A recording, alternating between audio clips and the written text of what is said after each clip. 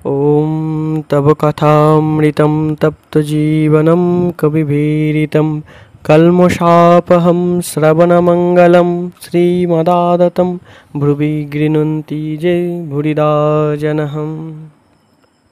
আমরা আগের দিন আলোচনা করেছিলাম মাস্টারমশাই ঠাকুরের সঙ্গে প্রথম দর্শন এবং ঠাকুরের কাছে গিয়ে মাস্টারমশাই কী দেখলেন, ঠাকুর কেমন ধ্যানমগ্ন ছিলেন ইত্যাদি আগের দিন আলোচনা করেছিলাম। আজকে আমরা আবার তারপর থেকে আলোচনা করছি। ঠাকুরকে তিনি ওই রকম অন্যমনস্ক অবস্থায় দেখলেন। তখনও এই অবস্থার সঙ্গে তাঁর পরিচয় নেই, সেই পরিচয় পরে ক্রমশ খুব নিবিড়ভাবে হবে। এখন শুধু দেখলেন ঠাকুর অন্যমনস্ক, সুতরাং ভাবলেন ঠাকুর হয়তো কথা বলতে চান না, সন্ধ্যা বন্দনাদি করবেন। তাই বললেন, আপনি এখন সন্ধ্যা বন্দনা করবেন, তবে এখন আমরা আসি। ঠাকুর বললেন, না, সন্ধ্যা তা এমন কিছু নয়। ঠাকুরের কথার ভাবটি কি মাস্টারমশাই তখন বুঝলেন না, পরে বুঝলেন। ঠাকুর বোঝাবেন সন্ধ্যা বন্দনাদির কি প্রয়োজন, কতদিন তা করতে হয়, কখন তার প্রয়োজন আর থাকে না, এগুলি সব পরে শিখবেন। এখন দেখলেন ঠাকুরের অন্যমনস্ক ভাব, সকলের সামনে চোখ চেয়ে থেকেও তাঁর মন যেন বাহ্য কোনো কিছুতেই নেই। উপমা দিলেন ওই ছিপে মাছ ধরার মতো। যখন মাছ গেঁথেছে তখন কি আর রক্ষে আছে? তখন কি আর যে মাছ ধরছে তার মন অন্য কোনো দিকে যায়? ঠাকুরের এখন কোনো দিকে দৃষ্টি নেই। চারের মাছ এসেছে, ছিপে মাছ গাঁথা হয়েছে, এরকম অবস্থা। এই যে অন্যমনস্ক ভাব, এটি সাধনার পরিপক্ক অবস্থাতেই হয়, তার আগে হয় না। ঠাকুরের সন্তানদের, তাঁর সাক্ষাৎ পার্শ্বদের কয়েকজনের সঙ্গে সংস্রবে আসার সৌভাগ্য আমাদের হয়েছিল। লক্ষ্য করেছি যে তাঁদেরও ওই রকম একটা অদ্ভুত অন্যমনস্ক ভাব হতো। তা অন্য কোথাও আমরা দেখিনি। বড় বড় সাধুদের, নাম করা বিখ্যাত সাধুদের সংস্পর্শে এসেছি অন্য জায়গায়, কিন্তু কোথাও এই রকম অবস্থা, জগৎটাকে বিস্মিত হয়ে যাচ্ছেন, এই রকম অবস্থা দেখিনি। এটি সাধনার অনেক পরিপক্ক অবস্থা। আমি সমাধির অবস্থার কথা বলছি না, সেটা আরও অনেক দূরের কথা। এই যে মাঝে মাঝে যেন জগতের খেয়েই থাকছে না, ভুল হয়ে যাচ্ছে, জগৎটা যেন মনের ওপর রেখাপাত করছে না। আছে জগৎটা অস্পষ্ট অনুভবও হচ্ছে, কিন্তু মনের ওপরে কোনো দাগ কাটছে না, এই অবস্থার কথা বলছি। স্বামীজির রচিত একটি গানে নির্বিকল্প সমাধির প্রাথমিক স্তর হিসেবে ঠিক এই অবস্থারই বর্ণনা আমরা পাই। ভাসে বোমে ছায়াসম ছবি বিশ্ব চরাচর, অস্ফুট মন আকাশে। বিশ্ব চরাচর ছায়ার মতো ভাসছে, ছায়ার মতো, অর্থাৎ তার যেন দেহ নেই, তার যেন বাস্তব সত্তা নেই, আর ছায়া বলে তার অস্তিত্ব যেন মনের ওপর রেখাপাত করছে না। এ একটা অদ্ভুত অনুভূতি। যখন বিশ্ব ব্রহ্মাণ্ডই ছায়ার মতো হয়ে যায়, এই অবস্থার মানুষ দেহস্থপি না দেহস্থা, দেহে থেকেও যেন দেহে নেই। এটি সমাধি অবস্থা নয়, অর্থাৎ ইন্দ্রিয়াদির সব কাজ যে বন্ধ হয়ে গিয়েছে তা নয়। ইন্দ্রিয়াদির কাজ হচ্ছে, কিন্তু কাকে নিয়ে হচ্ছে তার ঠিক নেই। ইন্দ্রিয়াদি মনের কাছে বিষয় উপস্থাপিত করে। মন সেগুলি নিয়ে যদি দ্রষ্টা বা জ্ঞাতা তার কাছে হাজির করে, তখন তিনি যদি সেগুলি গ্রহণ না করেন, তাহলে ইন্দ্রিয়াদির কাজ করা আর না করা সমান। এই অবস্থায় একেবারে যে জগতের সঙ্গে সম্পর্কে নেই তা নয়, আছে, কিন্তু জগৎটা ছায়ার মতো হয়ে গিয়েছে। ঠাকুরের এই অবস্থাটি মাস্টার মহাশয় দেখলেন। এটি আমাদের ভাববার জিনিস, কারণ এই রকম অবস্থার সঙ্গে আমাদের পরিচয় নেই।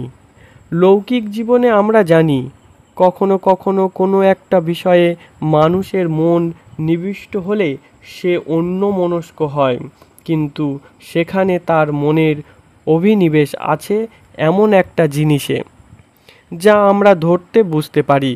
যেমন একজনের কথা তিনি আমাদের বলেছিলেন, তিনি ব্যবসাতে নেমেছেন। তা ব্যবসাতে তখন মনটা এমন নিবিষ্ট যে বাইরে ব্যবহার করছেন কিন্তু সব ভাষা ভাষা, মনটা ব্যবসাতে, ব্যবসার সমস্যা নিয়ে একেবারে ব্যস্ত।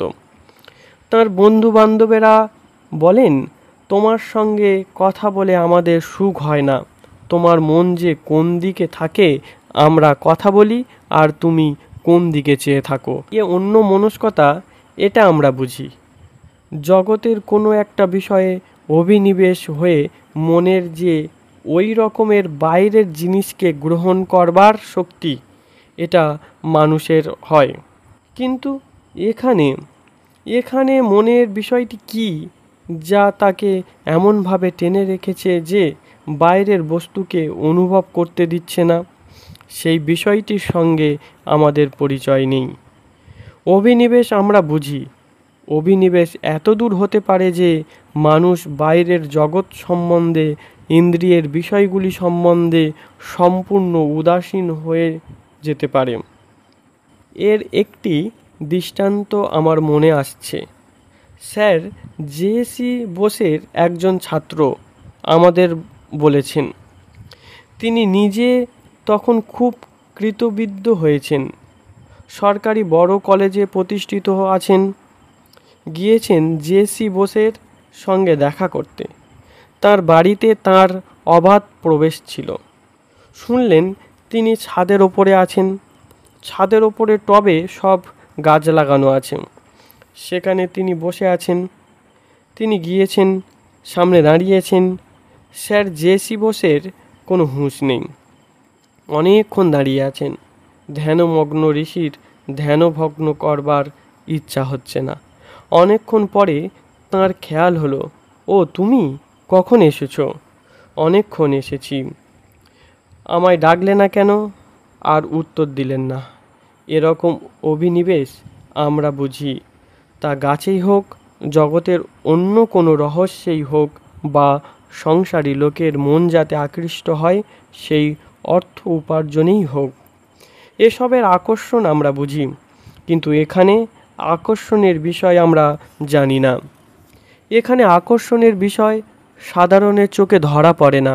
ঠাকুরের এই অবস্থার বর্ণনা কথামৃতে আমরা আরও পাব। এর নাম অর্ধবার্য দশা। মাস্টারমশাই এই অর্ধবার্য দশায় ঠাকুরকে দেখলেন এবং তারপর ঠাকুরের সঙ্গে কথাবার্তা যা হলো তা অতি অল্প। বোধহয় ঠাকুর তখন তাঁর মনকে কথাবার্তা কওয়ার ভূমিতে নামাতে পারছেন না।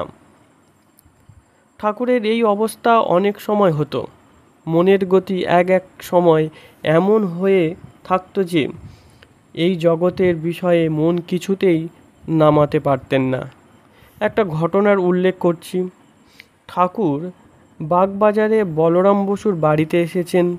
তাঁকে দর্শন করতে নরেন্দ্রনাথ প্রমুখ অনেক যুবক ভক্তের সমাগম হয়েছে। অতীন্দ্রিয় বিষয়ের অনুভূতি প্রসঙ্গে অনুবীক্ষণ যন্ত্রের কথা এসে পড়ল। স্থূল চোখে যা দেখা যায় না এমন অনেক সূক্ষ্ম সূক্ষ্ম জিনিস বা জীবাণু ওই যন্ত্রের সাহায্যে দেখা যায়। শুনে ঠাকুর ওই যন্ত্র দিয়ে দু একটি জিনিস দেখতে চাইলেন। অনুসন্ধানে জানা গেল যুবক ভক্তেরই এক বন্ধুর কাছে একটি অনুবীক্ষণ যন্ত্র আছে।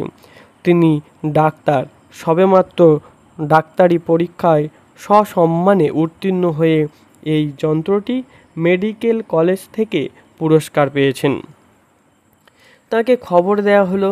তিনি যন্ত্রটি নিয়ে এলেন এবং ঠিকঠাক করে ঠাকুরকে সেটি দেখাবার জন্য ডাকলেন।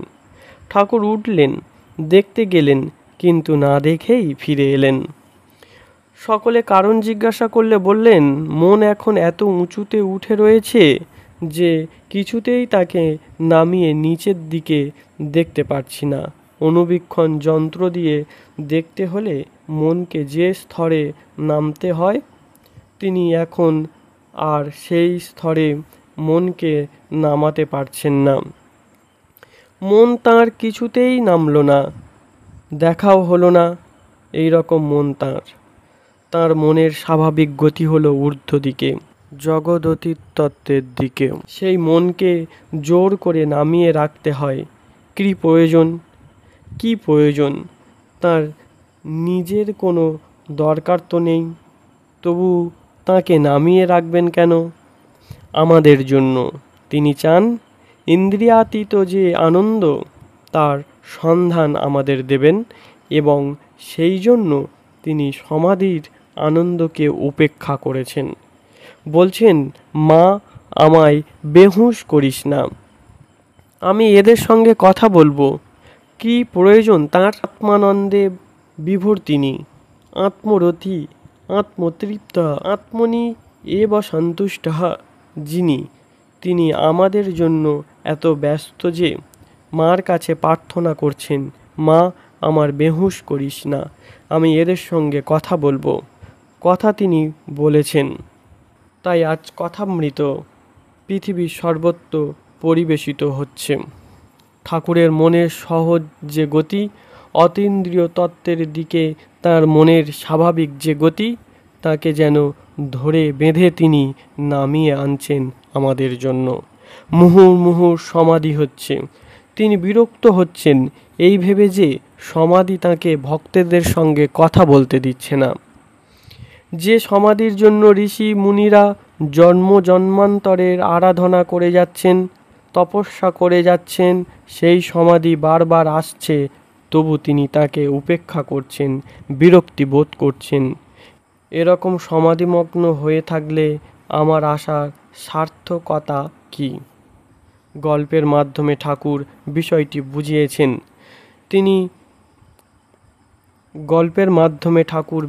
বুঝিয়েছেন। তিন বন্ধু মাঠে বেড়াতে গিয়েছিল। বেড়াতে বেড়াতে দেখল উঁচু পাঁচিলে ঘেরা একটি জায়গা। তার ভিতর থেকে গান বাজনার মধুর আওয়াজ আসছে। তাদের ইচ্ছে হলো ভিতরে কি হচ্ছে দেখবে। একজন কোনো রকমে একটা মই জোগাড় করে পাঁচিলের ওপরে উঠে ভিতরের ব্যাপার দেখে আনন্দে অধীর হয়ে হাসতে হাসতে লাফিয়ে পড়ল। কি যে ভিতরে দেখল তা দুজন বন্ধুকে বলতে পারল না। দ্বিতীয় বন্ধু ওই রকম দেখে নিজেকে সামলাতে পারল না, সেও হাসতে হাসতে ভিতরে লাফিয়ে পড়ল।